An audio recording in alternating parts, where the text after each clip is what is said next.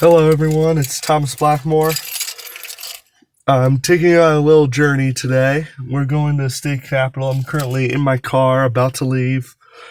So, it's a beautiful day out there, 50 degrees.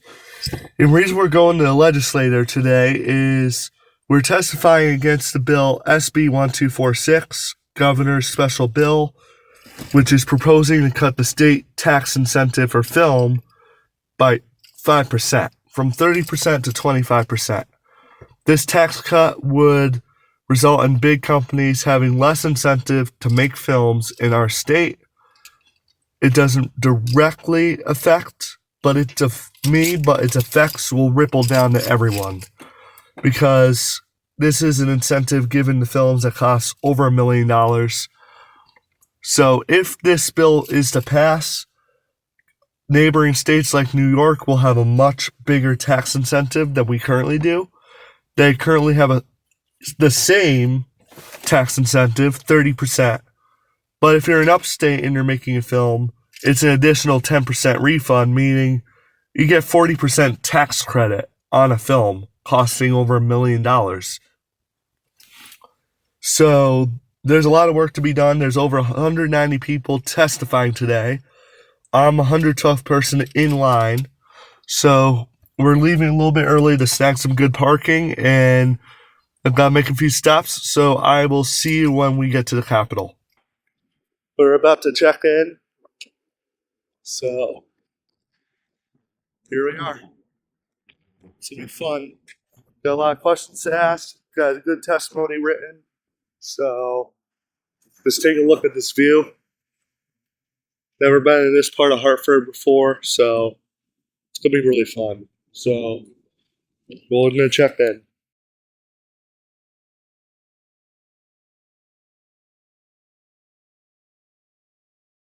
All right, so we're outside the hearing room. Hearing starts in less than 20 minutes, so it's going to be a long day. I'll keep you all posted. Nice to see a full room and a filling complement. There's lots going on in the Capitol today, I know, and people will be bouncing back and forth. So I want to convene the first public hearing of the Finance, Revenue, and Bonding Committee today.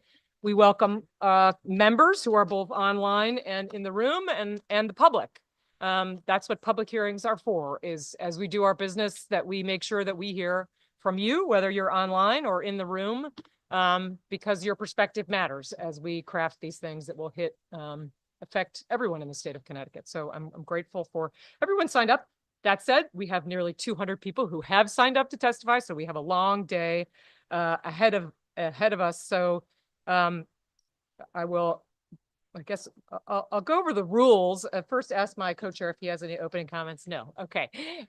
So because we have a long list ahead of us of people who want to share their perspectives with us, and out of respect for those who pulled high numbers in that lottery, it is a random lottery, we are going to stick to our customary rules for testimony, thanks to the assistance of our administrator, Sam Clark, and our clerk, Ash Northey.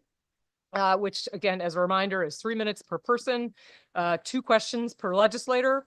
And I also strongly encourage anyone who is here, if another member of your organization or advocacy group is also signed up, please consider becoming a panel.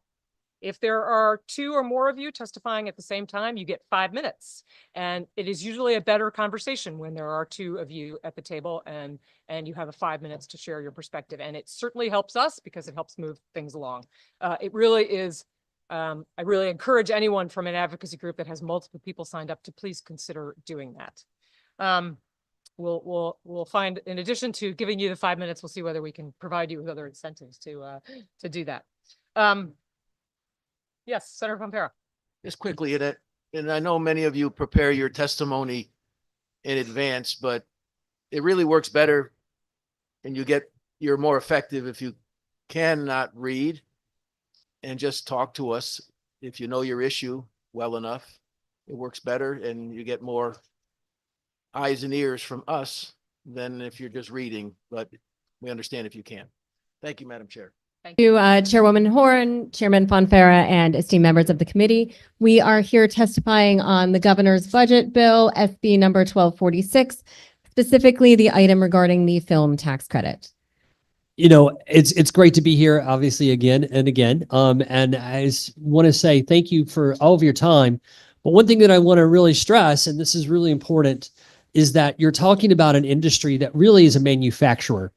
We manufacture entertainment, meaning every time you walk the halls of Netflix or you walk the halls of Paramount Plus, or any of you guys watch Yellowstone or anything else, you're consuming a product. If you go to ESPN and you're watching, college sports, UConn basketball on ESPN, you're consuming that sport. That sport and that production is actually being manufactured right here in the state. And so that's the thing that is really interesting to look at it from perspective of creating jobs. So with Chair 10 Productions last year, we had a banner year. Our year was fantastic. We actually hired over 350 people. We actually spent over $10 million in the state. And on top of that, we actually were able to create a strong economic impact in the Danbury area region. And a lot of the small businesses, restaurants, and hotels. In fact, Ethan Allen, we actually booked over 80 hotel rooms for several months. And the great news about that is that we were able to also pay into the taxes into the state, not only with employee taxes, but gas tax, hotel tax. You were talking about, vehicle rental tax. We rented over 100 cars and trucks, and we paid taxes into that. But the beauty of that is that for some of you might not understand the way this credit, it's an earned credit. I know you know that, but the thing that you might not know is that production credit, that tax credit we get, is actually put back into the budgets. It allows us to hire more people, hire more shooting days. For example, if a producer comes to me and says, hey, we got $5 million to spend in the state, and then I'm like, well, with that tax credit, we're actually at 7 million. So now we're able to hire, instead of 120 people, now we're able to hire 160. Instead of shooting 20 days, we can shoot 25 days. So I think that knowing that the credit is actually integrated into the production budgets, and this goes from film to television, also to major studios. And the one point then, and I know my wife and partner has got a lot to say about our little kids, because I tell you what, a 6-year-old and a 4-year-old are like, Daddy, are we going to shoot in our backyard? And I'm like, yes, we're doing that. But one thing we don't want to do, guys, is we don't want to make this credit, lower this credit by 5%, and all of a sudden we lose all that work that we just did last year. And come up this year, we have potential of having close to $20 million in production, and we're going to hire 450 people this year. And guess what? The proposed legislation that the governor has proposed, that it would make this reduction actually, and this is really going to be sad to say, is it's going to be retroactive, which means all of that work will go to New York. That means I will be spending days and nights in New York, spending my time away from my kids.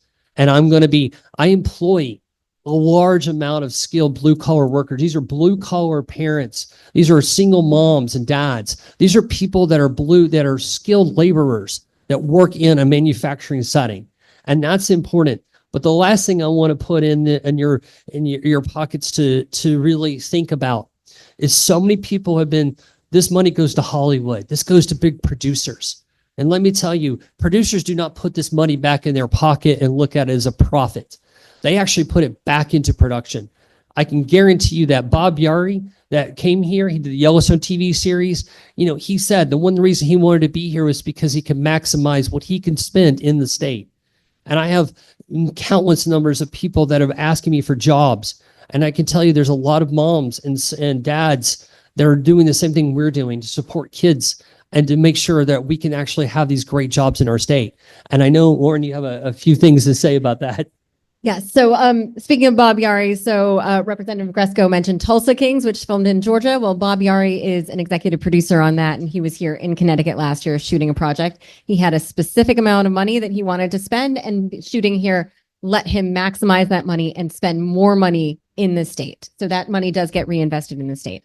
But yes, so I'm from Connecticut. I grew up in Newtown. We lived in LA for 15 years, and we decided to come back here to raise our kids. We live about 1.5 miles from my parents, which is very helpful. We have a 4-year-old and a 6-year-old. They were actually able to come to set last year when we shot in an ice cream shop. They were in the car on the way back yelling, "Quiet on set." Action. You've reached 5 minutes. Please summarize. Really quickly, and sorry to cut you off. I want to mention one thing. Over $331,000 in additional taxes were done by gas tax, hotel tax, sales tax, and other taxes. So would love to hear your questions if you have any. Thank you. I'm sure there will be some, starting with the ranking member, Representative Paletta. Thank you. I was actually out to dinner last night in New Haven with two individual freelance videographers that work for different film companies in New England. And I got thinking about this bill, and I saw the proposal. I knew it was on the docket for today. I just have one brief question. Many times we pass bills up here in Hartford that, might sound great, but, then they have the adverse impact maybe in our districts or around the state. Could you just speak briefly about, the amount of revenue that we collect, but how much is actually put back into the communities? And, should we lose some business off this, it could actually end up hurting us in the long run. Could you just touch on that briefly? I know you reached your 5 minutes and we're trying to move the day along, but I think it's important to hear because it was brought up to me last night and I just wanted to get that on the record. That's a great question. Terry Wild and Danbury, is owned by the city of Danbury. They do a lot of weddings and everything else. We were actually to rent that entire facility for over a month during their downtime. We gave them thousands and thousands and thousands of dollars that were not going to be felt because they would have been, not booked. I can tell you that the Ethan Allen Hotel was also, because they're going through remodels, we're not getting the input, but we actually rented so many hotel rooms that they were just in awe of how much money that we were able to provide and provide jobs for them as well. Yeah, and then to speak to the other part of your question, it might look like a small reduction, 5%, but what happens is these film tax credits, they're very competitive. As we said, they're baked into the budgets. So a Bob Yari comes in, he has X amount of dollars to spend. He's going to go to the place where he can spend that money and maximize it and get the best film on tape. And so what happens is if you cut this credit to 25%, like we had a conversation a couple of weeks ago with Apple TV Plus. They're very interested in shooting here. They were asking about the tax credit for TV shows. So an Apple TV show, even if it's just one season, that's $50 million, 8 to 10 months of filming. If it goes multiple seasons, it goes into multiple years. Their first question when we talked to them was about the tax credit. Tell us about this tax incentive. If we said to them, it's actually 25%, they would have been like, thank you so much. We're going to go look at other places. We're just going to lose that business. 25%, it might seem like, oh, it's just a 5% reduction. But to these production companies and producers, it's enough of a difference that they will go someplace else. And we have 2 projects lined up for this year. This tax credit right now, this proposal from the governor is retroactive to January 1st of this year, meaning productions that are shooting right now are not going to get the tax credit they were expecting. We have a project lined up for the summer. We have another one lined up for October, and we are going to lose those projects. That's just going to happen. They will not be able to film in Connecticut. And we're looking at about $20 million between the 2 of them. And that's not counting like an Apple TV show or anything like that. Thank you, Representative Paletta. Senator Wong. Thank you, Madam Chairwoman. Welcome, great Newtown residents. We're addressing the governor's proposed cut in this budget, which is obviously not finalized, and we're going to have many conversations, which is encouraging. Talk to me about losing potential business in Connecticut. We're not just talking about Massachusetts or New York, but we're losing them to Georgia. We're losing them to Vancouver. Can you talk about how in the past years when we've had tax credit reductions, how that's impacted the momentum that you built and lost, and what impact it has in Georgia being a real destination point affecting jobs and the industry as a whole within Connecticut? It's a great question because here's the thing. It's really devastating. I can tell you right now that the talk of eliminating the credit was last year.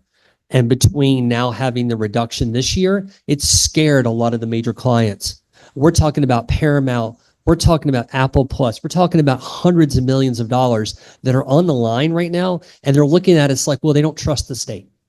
They don't trust the stability of building infrastructure. For example, Apple suggested that maybe we can look at building sound stages here. Okay, with the Grayfields turning old retail into sound stages. Let's talk about that. We would lose that opportunity. So the thing is that I really just cannot stress that if $100 million is sitting in the state going to the film tax credit. If you actually eliminate some of these productions, then that $100 million goes way down. Why? Because we're feeding into that. It's an earned tax credit.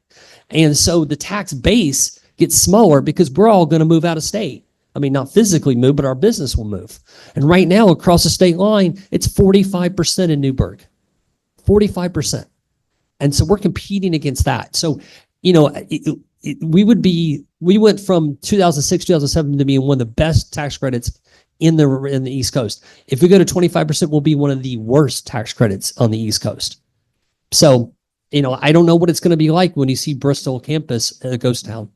It's going to be very devastating to the Bristol. And I would hope that all those parents and all those single moms and those people that are, you know, working really diligently hard, that they would have somewhere to go to work. So my thoughts. Thank you. And I think predictability is critical in the business that it's looking at a long-term cycle. Yeah. It's not a mercurial decision because competition out there, and predictability is critical. And that's where restoring this fund is important. If I may, through you, Madam Chair, a second question. As long as you can do it in 5 minutes, Senator. I'll do it real quick. The economic impact, you cite it, but we don't have a lot of the businesses that are positive impact come and testify. We don't have real data points in regards to the economic benefits of industry or businesses, lunch and hotels. Do you have any data points that you could share? And number two, I think, can you talk quickly within 5 minutes about the benefit of our designation of the Christmas movie trails that occur? I know we chuckle at it, but the reality is we are defined by the rest of the country and the world as a bucolic place to settle and to come to and visit. So within 5 minutes, talk about the economic impact that's not measured. And have you all considered the idea of being able to do an economic analysis and getting local businesses to come and testify in your support? Yes. And one of the things in my testimony, and to respect the 5 minutes here, is that I did break down actually what we consume in goods and services, hotel spends, car rental spends. But I really want to talk about one particular, if you guys know Sandy Hook and the Foundry. The Foundry is a wonderful restaurant. We went there on a non-busy day, and we actually shot in their restaurant, gave them thousands of dollars that they would not have gotten.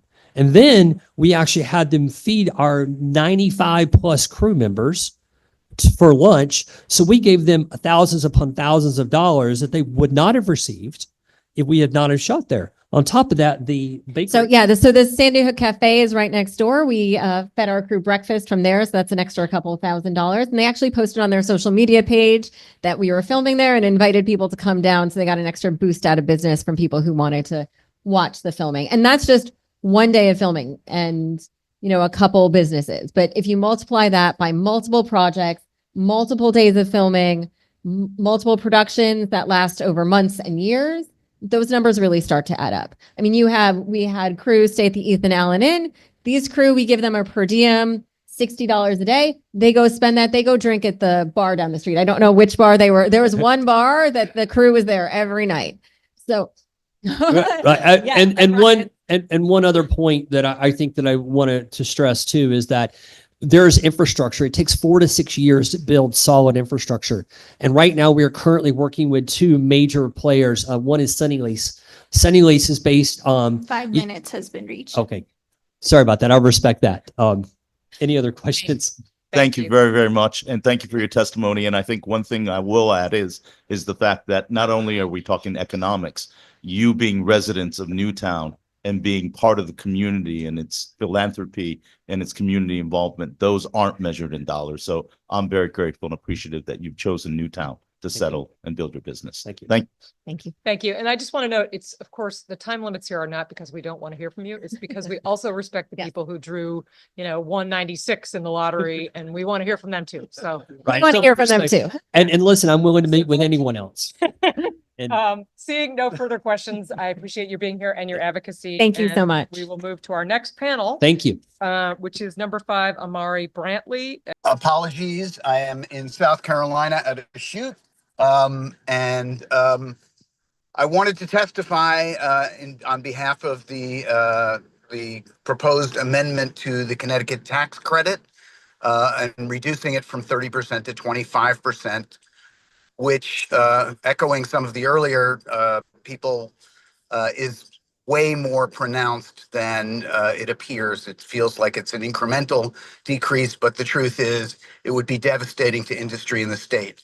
I moved to Connecticut and live in Connecticut now because of this tax credit. I moved my business here first in 2006 from Harlem to take advantage of the tax credit, and it's been a game changer for me. My employees have followed. I have launched the career of 20 plus Connecticut residents new into the industry out of Connecticut universities to get production jobs. And as such, I'm very acutely aware that the credit is not just for the big production companies that are playing a different game. That there are also small companies like mine that are benefit and that need this tax credit to compete with all of the other entities in the production universe. So please keep the tax credit at 30%, and know that this is a critical ingredient in the success of award-winning production companies like mine. We've won 6 Emmy Awards, a Peabody Award, and we do good work and bring good business to the state of Connecticut. Thank you. Thank you, sir. We actually need you to reassure us that you're not driving. I am not driving. Okay, thank you. Little PSA. Yes, thank you. Thank you for sharing your testimony with us. Seeing no questions, happy travels to you. I should go first. Good afternoon. We've decided to team up just to expedite the process a little bit. We thank you for that. Thank you. Honorable members of the committee, my name is Sean Lesser, and I am here today to speak in opposition of Bill SB 1246, specifically targeting the film and television tax credits. I am a longtime resident of the state of Connecticut and a proud working member of SAG-AFTRA. This is my 3rd time addressing this committee in the last 2 years, and it has always been an honor and a privilege to do so. Honestly, a lot has happened since I first spoke to this body. Time truly does fly. When I first talked to you guys in the spring of 2023, the film business was in kind of a dark place. We were still recovering from the global pandemic. We were heading straight into the 2 biggest union strikes in entertainment history, and the rise of AI had us all a little bit on edge. But if there's one thing we know how to do in show business, it's learn how to adapt and improvise. And I can honestly say over the last few years, we've made some tremendous progress. Last year alone, Chair 10 Productions brought 2 multi-million-dollar films to Western Connecticut. Independent filmmakers Eric Bloomquist and TJ Noel Sullivan had their feature films play in multiple movie theaters across the country. 2 seasons of Emmy-nominated series Hell's Kitchen were filmed at Foxwoods Resort and Casino. Independent film Ricky, which was shot in and takes place here in Hartford, just headlined the Sundance Film Festival. Limited streaming series The Artist, starring Mandy Patinkin and Zachary Quinto, filmed in locations all over central Connecticut for over 2 months. And last but certainly not least, Rocky Hill-based production company Synthetic Cinema International added 2 more movies to Connecticut's already illustrious catalog of holiday Hallmark films. These holiday Hallmark films have become so popular that, as mentioned before, the state officially christened the Connecticut Christmas Movie Trail this past December. This trail provides tourists with a guided tour of filming locations all over the state from all of their favorite holiday classics. We've been busy. No Tulsa King yet, but we're getting there. I've honestly been doing this since I was 17 years old, and I haven't seen the film and television market here in Connecticut be this alive and well in a very, very long time, which is why I do not think that now is the time to be cutting our film and television tax credits.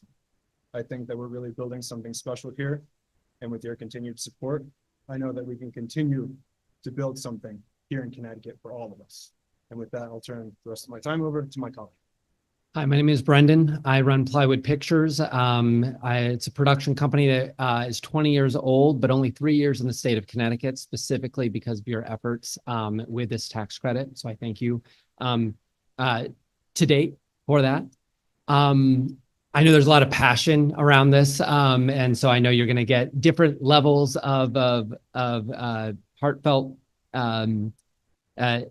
expressions, but I will summarize from my testimony what I think is most important, which is a couple of things that have already been touched on, but just to clarify, one, this is a manufacturing type of credit, right? The money that goes from the tax credit. I'm someone who I use tax credit. I welcome you guys to ask me any questions about how it actually functionally works and how that money actually goes back in the pockets of the working class people I employ, as well as all the wonderful restaurants in downtown Guilford and Branford. Representative Rader, that's where I'm at as well. I live in downtown Guilford. I will say that the biggest challenge, I think, with the current bill, in addition to everything that already has been said, that the current bill would actually change in progress commitments that we as business owners have made to our investors, right? There are productions that are underway right now. There are projects that are in post-production as written. Money that has already been spent, the entire cap table of how our investors have invested in our movie goes out the window. And quite frankly, I don't understand how that's going to have a effect on individual productions right now. It's going to be major, as well as the canceling of several productions, as has been testified today. They have to leave. If you promise a certain financial incentive and investment, and then it changes on the fly, that's not great. It's not great for the projects that are in place. It's not great for the projects that are about to happen, and it's also not great for the future of the film business in Connecticut. What I can say is, the film business has changed, and it's changed actually. Excuse me, sir, you got your 5 minutes. To summarize, it's changed in a very important way in the state, globally, that it's not just centralized in Hollywood and a few other places now. Connecticut has an opportunity to be a cottage industry. It's growing. It has happened. It is happening. Your support has actually led to this growth. It is exponential what is happening, and it will continue to happen if we continue to have your support. And I appreciate the support you've given to the state, and hopefully you can continue to do so, and welcome any questions. There are positive elements in the budget. It extends the bond lock to 2038. It reduces the film tax credit. It provides property tax relief, and it eliminates some occupational licensing fees. But eroding the guardrails would be a mistake. They help families stay together in Connecticut without fearing future tax hikes or drastic cuts to essential services. Out. Perfect. Go ahead. Thank you for joining us. Great, thank you. Honorable co-chairs, ranking members, vice chairs, and distinguished members of the Finance, Revenue, and Bonding Committee. My name is Rajan Mehta, and I am the Executive Vice President and Chief Product and Technology Officer at World Wrestling Entertainment, commonly known as WWE. WWE respectfully offers this statement in opposition to SB 1246, an act to reduce the digital media tax credit from 30% to 25%. Thank you for the opportunity to highlight the importance of the digital media tax credit to our organization, our Connecticut-based vendors, and our other companies in the digital media industry. WWE is an integrated media organization and recognized global leader in sports and entertainment. Headquartered in Stamford, Connecticut, our company creates and delivers original content 52 weeks a year to a global audience. We are committed to a family-friendly entertainment for our live events, our premium live events, our television shows, digital media, and publishing platforms. Our programming can be seen in over 1 billion homes worldwide in 25 languages through world-class distribution partners, including Netflix, NBC Universal, the CW, and Sony India. When we opened our office in Stamford, Connecticut in 1983, the company had 13 employees. Today, WWE has more than 550 base employees in Connecticut, including a high percentage of highly skilled and well-paid positions. Most recently, we have spent hundreds of millions of dollars in capital expenditures on our new headquarters located in Stamford, Connecticut, at the old UBS building. Finally, WWE and our employees have paid millions of dollars in a variety of local, state, and federal taxes, as well as engages numerous local vendors. WWE is a testament to how the digital media tax credit program is a very important economic development tool for the state, as it has not only enabled us to create, and grow our production presence here. We are not alone in calling our Connecticut our corporate home. We hope you understand the depth and importance of that statement and consider it when making your decision. I will now pass the rest of my time to my colleague, Dan Keene, who will speak about the significant portion of WWE's content created and produced in Stamford. Thank you. Thanks, Rajan.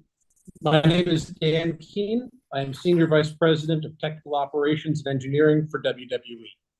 Nearly every show that WWE creates, including Monday Night Raw, Friday Night SmackDown, NXT, and our PLEs are produced, edited, and supported from Stamford. All media packages that are aired before a match are created and produced here. All backstage interviews and vignettes are edited here.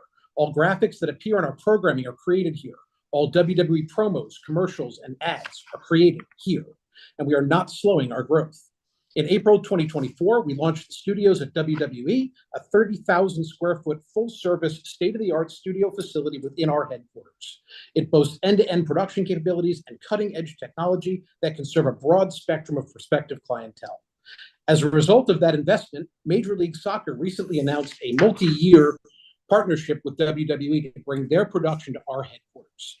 This brings over 75 new jobs to the state, along with dozens of indirect jobs, including catering, transportation, hair and makeup, and professional services.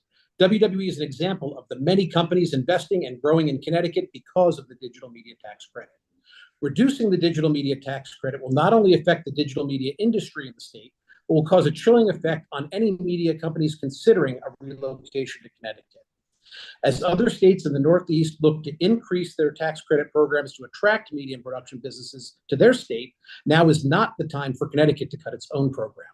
If passed, the digital media tax credit provisions of SB 1246 will jeopardize not only the digital media companies operating all over Connecticut, but also other Connecticut-based vendors and partners that media companies like WWE rely on. Thank you for your time. Be happy to answer any questions you have. Seeing no questions, thank you so much for your testimony. Much appreciated. Jonathan Black, and I'm the partner and producer of Chair 10 Productions, also the co-founder and executive board member of the Connecticut Film and TV Alliance. All right, so why are we here today?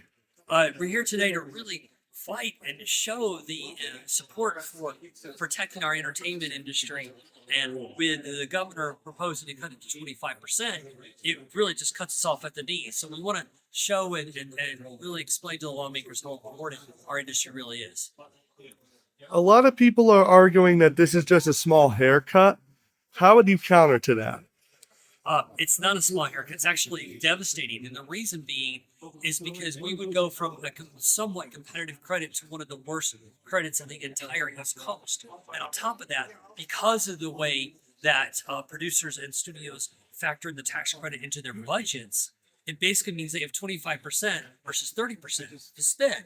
So it gives them less to spend in the state. So it really puts us in a really bad position. And because it's retroactive, the proposal would be is that we would currently lose productions that are right now shooting and this year. So that's really devastating.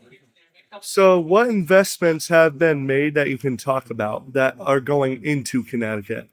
Well, I mean, investments is in the fact that we've had two feature films shot this last year, which we were spending hundreds of millions of dollars over the last, decade of, hiring people, building opportunities for everybody here. And I think those investments are just now growing. We've had a precipice at this point where I think last year was a great banner year for us. This next year could be even better. We have to keep riding that wave. All right, so let's say worst case scenario, this bill gets signed into law. What's the next move for the CT Film and TV Alliance? Probably looking at how to support some of the filmmakers, because the problem is going to be is all the business is going to go to New Jersey or New York. Currently, I'm slated to shoot 2 feature films this year. All of that's going to end up going to New Jersey or New York if this credit does pass. And it would devastate us if we wouldn't know what to do. So we would have to start from ground zero. So speaking from that point, like I myself am an independent filmmaker. I'm also trying to get jobs in the industry. Do you think people like me would be leaving the state for better work, like permanently considering to leave the state? Yes, I would think that will be the problem. Is a lot of the current filmmakers and even students that are going to universities here are also probably going to have to move out of state because there's not going to be any work. And unfortunately, that is sort of devastating if you love Connecticut. Maybe you're raising a family here, or maybe you just love the state, but you basically are going to end up having to work in New York, New Jersey, or Rhode Island, or Massachusetts. And I know that like some of the discussion today was really like one of the senators mentioned Georgia as a competitive state to us. What could he propose they do instead of cutting? Should we be raising our incentive? Well, I think right now, I think the most important thing is really studying it. I mean, 30% is good. I think that there are ways to fix it and make it better and more competitive, but I think we need to bring back the film commission, set up a task force, if you will, and really discuss how we can make it better. Because here's the thing, with the state slogan, make it here, well, let's make it here. So going back into making it here, I heard there was some talk about Apple TV coming to Connecticut and making production, even if it was just one season, and possible talks of sound stages being built in Connecticut. Hypothetically, how much money could that bring the state? Right now, most of those budgets are about $5.5 million to $6 million per episode, and those are 10 episode series. And most of that's 65, maybe even $70 million in investment. On top of that, they're going to be building stages, and if it gets renewed for season 2 or season 3, you're talking about 2 or 3, 4 years of it. So that could be anywhere from $300 to $400 million over a period of 3 to 4 years. And does that trickle down to like tourism, bringing job numbers up? How much does that trickle down? It trickles down in multiple ways, not only for the restaurants, bars, hotels, but also it puts Connecticut on the map. Obviously, we're known as the Christmas state, but we could be known as something else. I mean, with the idea of sound stages, we could take jobs and put productions in from not Brooklyn, we put them here. And that actually helps people buy houses, helps people rent cars, helps people support their families. And that's the thing that's awesome about that. And I've like this is kind of off topic, but it's going into sound stages. I noticed like in my area, there's a lot of like abandoned mills and all that. No one's gonna do anything with them.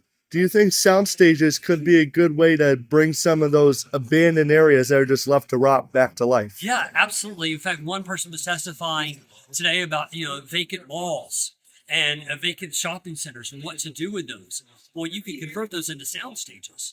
And guess what? If there's an abandoned warehouse, we can turn it around and make it a great sound stage. And guess what? Now you've got a vibrant community building around a place that would have been demolished.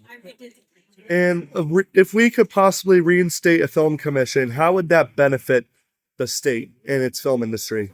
I think it's important to see an outside bird's view of what's really going on and help assess what's going on to help these lawmakers and to help the community to work together to be able to fix problems, but also see areas of growth and potential. And I think that's why it's really important and really needed. All right. Thank you for your interview. I think that was really. Thank you so much, and keeping it under 3 minutes. Everyone here appreciates that. You're welcome. Seeing no questions, we'll go next to Danielle Bibbo, ITV America. Hello and good evening. My name is Danielle Bibbo, and I currently serve as the Chief Business Officer at ITV America. You may remember me because I sat before you less than 1 year ago to testify in support of the digital media tax credit, and I respectfully offer testimony again today opposing the proposal in SB 1246 to reduce the credits from 30% to 25%. To you, a 5% reduction may seem inconsequential, but I can assure you it will absolutely cause irreparable damage to the current and future media industry in the state. It is not only about the impact on dollars and cents. It is about the message that it sends to the creative community who are looking to either expand or relocate to Connecticut. Today, I asked the committee to reflect on one simple question. Do you wish to adopt policies that serve to grow business in the state or to shrink it? That is the fundamental question that needs to be considered as we debate this change, because a reduction of the credit will undoubtedly result in job loss, tax revenue loss, and a decline in the overall media collective in Connecticut. Now, I understand that the change to the credit in SB 1246 was proposed by Governor Lamont rather than the members of this committee, and that the thinking behind the reduction is to focus the credits only on new job growth. It's also been said by other policymakers that the credits are just too rich and should not be awarded to companies like mine who are already established in the state. I believe that thinking is very flawed. To start, I can assure you, no digital media company will choose to relocate to a state that is actually rolling back its support of the industry, especially with our neighbors in New York and New Jersey ramping up their efforts to attract new media business. On the second point, what message are we sending with a bill whose purpose is to punish those of us who are the foundation of this industry, the pioneers who grew roots here, built offices and infrastructure in Connecticut? ITV and others like us continue to drive significant value through the state and serve as a beacon.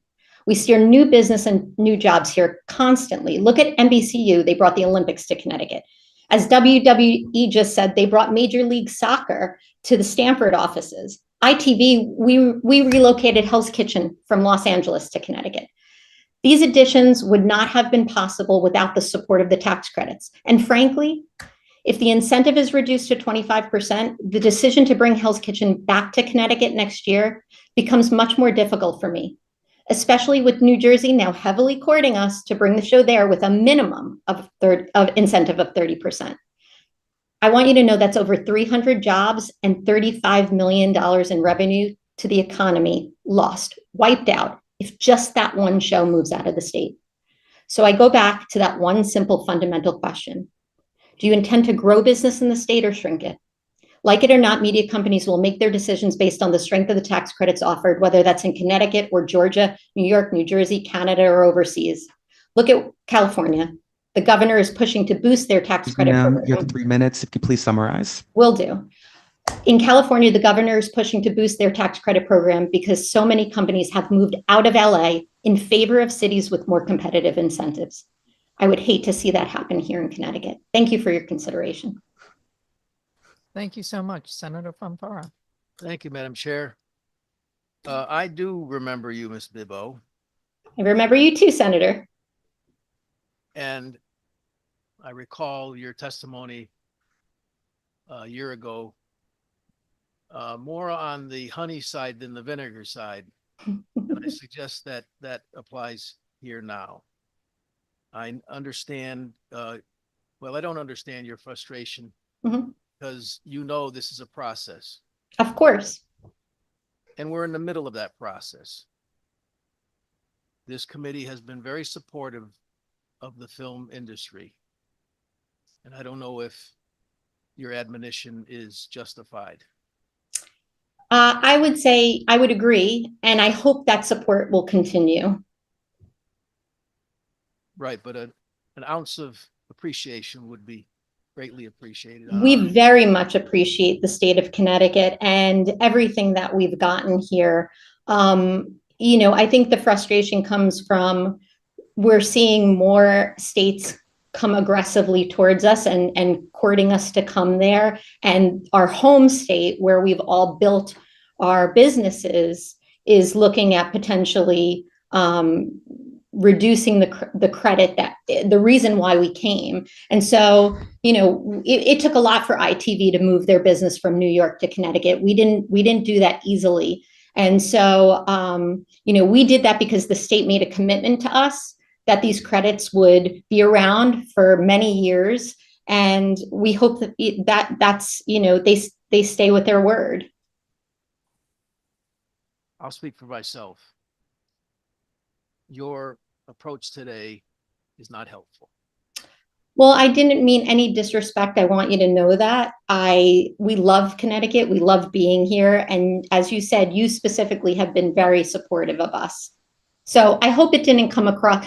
That is not the way I wanted it to come across, of course. I'll take your word for it. Yes. Can you tell us, in the year since you last testified before this committee, Mhm. what has your company done to expand or enhance your presence here? Sure.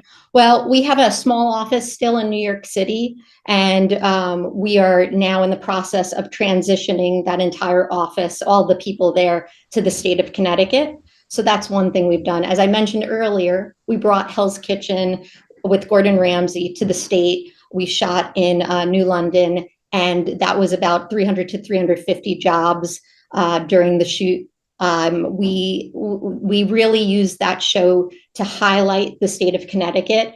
It was almost the backdrop of the entire series. It was 32 episodes. Was the state of Connecticut? The state of Connecticut was almost a character within that series, and it really, I call it a 32-hour commercial for the state because it highlighted the towns, the attractions, the activities, the culture, the restaurant, and it's really an incredible marketing tool for the state of Connecticut. And you have how many employees here now? So we fluctuate depending on how busy we are, but I would say we usually go between, on average, 250 to 350 employees. And at times, like when we're shooting something big like Hell's Kitchen, it could be 600 employees. And have some of them moved to Connecticut permanently? Yes, we have. In fact, we've had a handful over the years, and then just recently we had somebody just move from Los Angeles to Connecticut. He was originally from the East Coast, and we have another person in process who's moving this summer to Connecticut.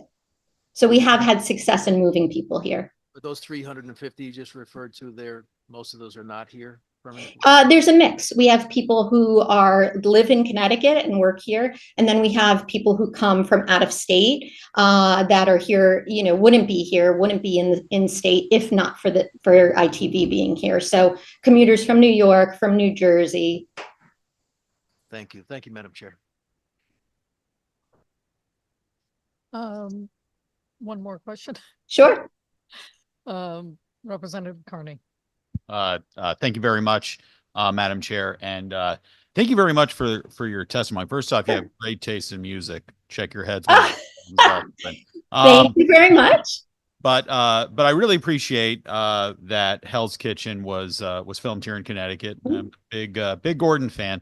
But I guess what I'm wondering is if you know the type of economic impact or prospective economic impact that show had, knowing that people are going to go to Foxwoods. A lot of people are going to come into Connecticut, go to Foxwoods specifically because of that restaurant and because of that show. Well, I can find out the numbers and share. I'm happy to do that. I do know that we ran about $35 million through the state with a number of local vendors, restaurants. We highlighted, as I mentioned early, Mystic Seaport, the U.S. Coast Guard Academy. We highlighted a number of chefs that are local to Connecticut. We also highlighted cultural institutions, and Yale was highlighted, or the singers from Yale. So we did, I think, a really nice job of using Connecticut as the backdrop of the state, which, of course, we hope as that show is seen by millions of people every week, drives, new business into the state. Yeah, so it would be hard to quantify that, because a lot of the things are not out in our control, like people going to the restaurants that were highlighted on Hell's Kitchen.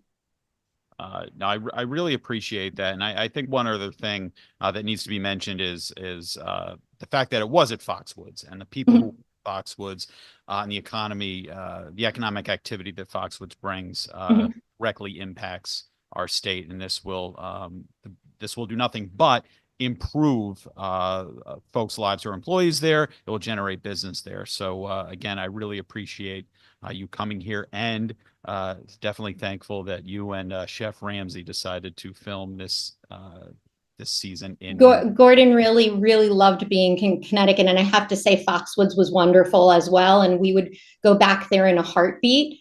And I just think that it's funny. My daughter and I, she's 11. We just started binge watching Gilmore Girls on Netflix, And the other night she asked me, Mommy, where do Lorelai and Rory live? And I said, oh, they live in Connecticut. And she said, I want to live there too. And I just thought it was so timely and fitting, giving my testimony, given, the testimony today, that, never underestimate the magic of TV and what it can do for Connecticut. And I think that, that's that shows a testament. I believe that these 2 seasons we shot of Hell's Kitchen in Connecticut will be a testament to that, and really just be more than, it did bring jobs, it did all of that, but hopefully it also shares the beauty and magic of Connecticut with the rest of the world. Oh, all right. Well, thank you very much for that. And I believe, Madam Chairwoman, maybe one of your towns is the Stars Hollow. Yeah, is it Washington, right? At least we host the the annual sort of Gilmore Girls. Love it. Love it. All right. Thank you. So it's been around 8 hours since I got here, and I'm still waiting on testifying. It's around 6 o'clock right now. You can see the sky's completely dark now. It's nighttime, sunset. That's how long I've been here, so yeah. There's about 27 more people to go before I testify. There's 205 people in the hearing that are set to testify. So far, 83 have. So it's been a long day. Got a little bit longer to go. We did some interviews, had some really good testimonies. WWE had a testimony. A bunch of TV and film companies have testimonies. CT Film and TV Alliance, you guys have been doing great. It's been an honor to join your alliance, and hopefully we can do great stuff together. So it's been a long day. We're almost done. A little bit more to go. A little bit tired. Just had to step out just to, get my legs moving. But it's been fun. Good evening, everyone. I am testifying in opposition to SB 1246. Before I begin, I would like to give you a little bit on my background. In 2023, I graduated from Arts at the Capitol Theater, also known as ACT, from Willimantic, and went to continue my education at Connecticut State Community College, getting on the Dean's List, earning an associate's degree in December. And I was able to do this early because of my time in high school. I attended Eastern and dual enrollment. During this time, I created short films Agent Alpha and Triumph. Most recently, I produced a pilot episode for the web series I'm actively crowdfunding titled Agent Alpha Web of Conspiracy. While I'm dedicated to building my own projects, I'm also seeking employment in the film industry, which is why I'm concerned about this bill. Like many independent filmmakers, there's a lot of challenges with bringing projects to life. One of them stands out the most, which is affording the creation of these projects. Equipment is really expensive, no matter where you're from. And I found that there's no support for that. And making matters worse, when it comes to crowdfunding, scammers prey on independent creators like myself, hoping to make a quick buck off of our efforts. Despite my dedication, there are very few resources in Connecticut that I know of that help independent filmmakers finance and develop their work. By cutting this tax incentive by 5%, we are putting ourselves at a competitive disadvantage to other states like New York, New Jersey, and Georgia. These are investing more funds into their film incentives, trying to get more companies to make productions there. It isn't just a film industry issue, it's part of a larger trend. When industries lose support, businesses will leave. And when businesses leave, so do jobs. And this cycle is already happening. If Connecticut weakens its support, productions will just move out.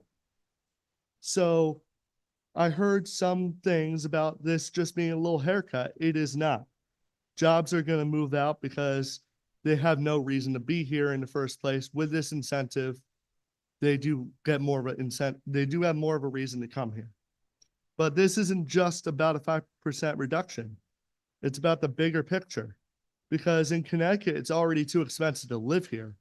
People are trying to keep roofs over their head. So a lot of us, it's temporary work. You might be lucky to get a job for 6 months on a film set, but then you're on to finding the next thing.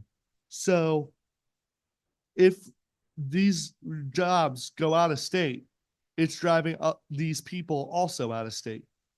And then it will trickle down to restaurants, which get You've reached catering. 3 minutes. Please summarize. In summary, it's already difficult for the film industry to survive in Connecticut. It's already difficult for the people to keep a roof over their head in Connecticut. So I would question, why are we even considering cutting this tax incentive? Questions, Representative Paletta. Thomas, thank you. And thank you for your patience. I've seen you sitting there all day. And I think on behalf of this entire committee, I thank you for offering this testimony. I very briefly have a question. I mentioned earlier, I know we still have a few to go. So I'm going to just ask you if you could say it in as briefly as possible. But last night I was out with a couple of folks in New Haven, and they both are freelance videographers. They also film. And as you mentioned, they do a lot of temporary work. So they film maybe for a 2 or 3 month contract and then they leave.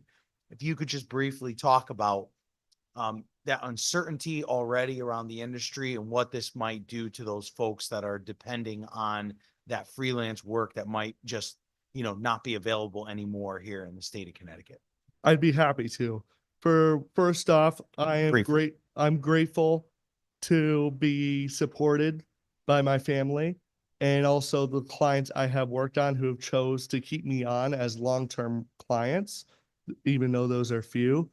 But back to your question, it's really difficult because we all have some financial obligation that we have to make, whether it's car insurance, electrical, if it's rent, mortgage, whatever it is.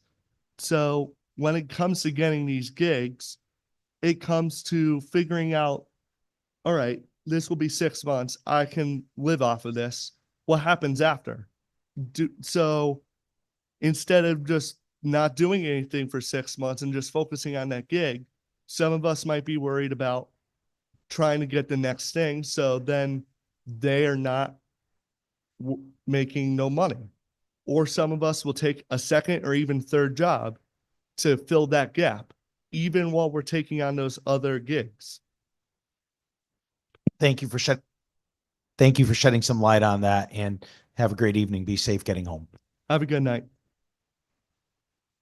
Mr. Blackmore, there may be others. I won't make you sit back now. Oh, I don't mind. Further questions? Seeing none. Thank you. Have a good night. You too. Hunter Key,